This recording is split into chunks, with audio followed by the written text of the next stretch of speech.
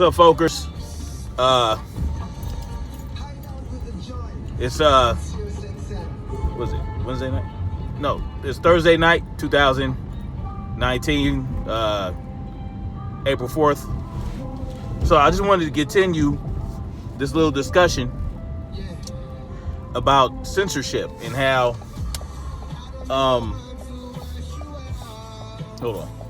and how YouTube has now created a new rule without any notice, saying that if you don't have at least 1,000 subscribers, then you can't do lives from your cell phone, or you can't do mobile lives. Now we all know that this is some double dog BS, right? What is the purpose behind doing that? I know it's not because their servers can't handle it. I mean, because it's owned by Google. You know, trust me, the servers can handle it. Now, with it being a private corporation, they don't have to tell us why they're making this rule. But we all know that it's to shut down the voices that are rising up and speaking the truth. Much like myself, much like Derek Williams, much like Manic Asylum and people like that who don't have 1,000 subscribers right now.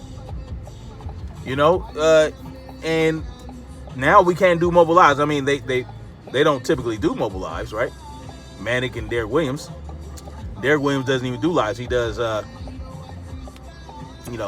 videos, but video uploads. But, you know, if they ever wanted to, now they can't do it because not from their cell phones. And why does this matter? Well, it's just time management, basically. If I don't have time to do it at home, you know, if I don't have time to speak the truth, to speak my mind, to connect the dots like y'all know I like to do, you know, now is limited to when I'm at home, and that greatly diminishes, you know, the possibility of when I can go live. Because when I'm home, I try to spend time with my family. You know, that's my focus. So the best time for me to do this is when I'm on my way to work, on my way home from work, on my way to the farmer's market, on my way to different places. So it's just a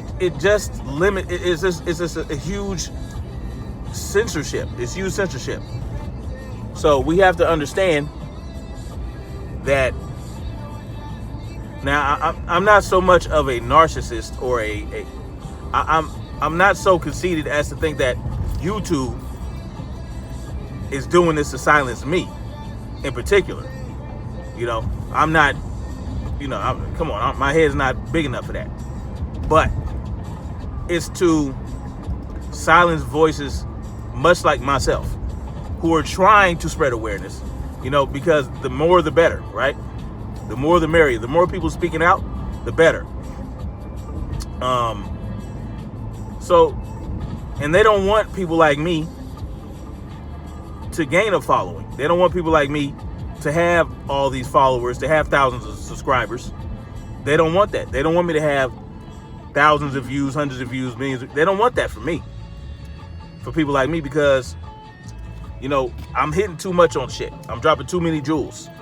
You know, I'm spitting too much truth. I'm basically, I feel like what I'm doing is helping people to gain a sense of awareness, to use logic, right? To be rational, not to be so emotional and not to operate on fear. I think I am encouraging people to be more brave. I feel like that's what I'm doing. I mean, in your own little ways. And that's why you guys follow me. You know, y'all follow me because I help instill that logic and that, you know, rationale and that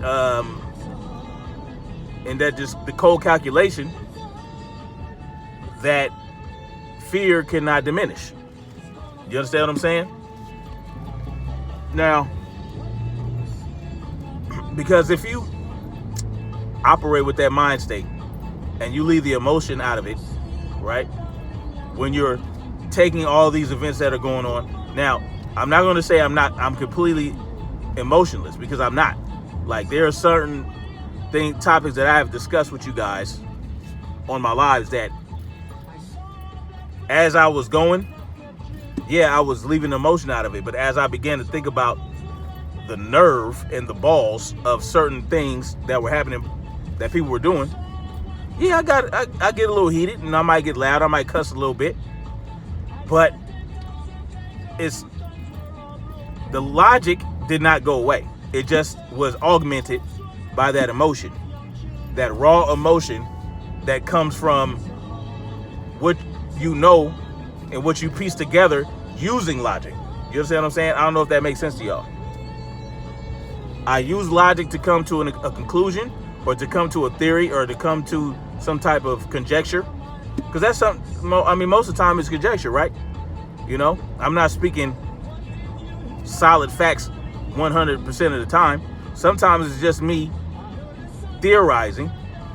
You know, it's me connecting dots. It's me looking at strategies. It's me being strategic.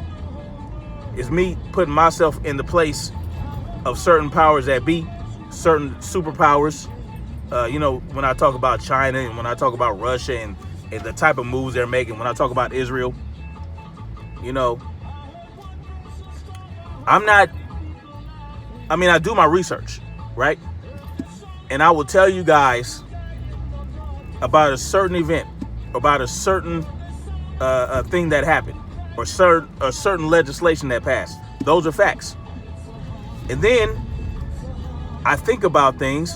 I think about those acts and those events, and I come up with a freaking formula. That's what I'm doing. I derive a formula based on certain events that I'm observing, okay? And I'm saying, look, they could be doing this because of that. I see this happening. This is the end goal. This is the end game. You understand what I'm saying? You know, if y'all go back and look at my my lives when I talk about Russia and China, and when I talk about Israel and things like that, you know, what I express in terms of how I feel like they're moving, you know, those are based on researched findings, right? So if I research something, if I look something up, and I look at empirical data, I look at history, and I look at how these nations have operated. And then, now this is all just an example, right, of how I work, of the type of content I put out. I'm giving you an example of how I operate when I put out my content. So this is what it is. So, and if you look at what I say, and then you look at certain events that happen, like, it kind of lines up with what I said. You know how I talk about Israel's trying to take over the Middle East, trying to take over all of Asia and Africa, and certain parts of the Caribbean. Russia wants Europe, and this is all part of the New World Order, I feel, because, I mean, we've heard these leaders talk about the New World Order and how we're headed toward a New World Order. So they put that out there themselves. So when they put that shit out there, and I'm seeing everything that's happening, and I see that Russia, China, and the U.S. are supposedly beefing, you know what I'm saying? And then we're licking the balls of Israel, and doing everything. We're giving them billions of dollars a year. Come on. I see certain shit happening with all that. So that's how I piece together my theories. That's how I piece together that shit. I mean, I'm just looking at things. I'm looking at things that are obvious because of mutually assured destruction.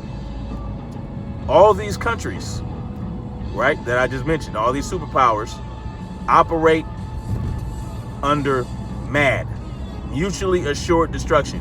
If you fox with me, I fox with you back. You nuke me, I nuke you. You cyber attack me, I cyber attack you. That's pretty much how it works. So this is just an example, right, of how I decide to give my content. That's what my content. That's how I roll with my content. So what happens is,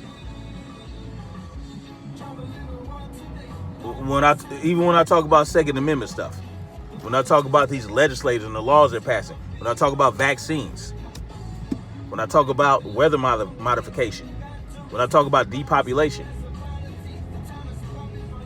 all these are theories, right? Conspiracy theories, they call them. But you hitting on something when they do things like buffer you every goddamn live. Like, I get buffered so much, it's ridiculous. I get buffered. Listen, I live in a town, a city that has, is probably the third largest in terms of a wireless network, how strong it is. And I get buffered every time I do a live. They'll cut my lives off. You understand what I'm saying? And now I can't even go live. I can't even do a mobile live anymore until I hit 1K subscribers. So, if you're already a big YouTuber and you already have your 1K subscribers, they'll shadow ban you, okay? They'll shadow ban you. People will do flag parties and take the channel down and all this other stuff. But that's what happened to big YouTubers that spit that truth. They don't want me to get to that point. And this is why this is happening. Not just me, okay? But anybody that rock like me, that spit the truth like me. They don't want us to reach the level of these other big YouTubers that are spitting the truth. Because now it's a runaway train. It's a runaway train. These big YouTubers that spit the truth, it's like a runaway train, and you can't stop it. You can try all you can, But these big YouTubers, what they do? Backup YouTube channels. And they get that lined up. Look, subscribe to my backup. Subscribe to my backup. And they already have all these subscribers. Not as much as their big channel, but they have enough. So now, when they get shut down, they'll already have the 1K subscribers and they can go live again. You see what I'm saying? YouTube doesn't even want that to happen. So they want to slow us down and discourage us. You're not discouraging me, YouTube. Peace.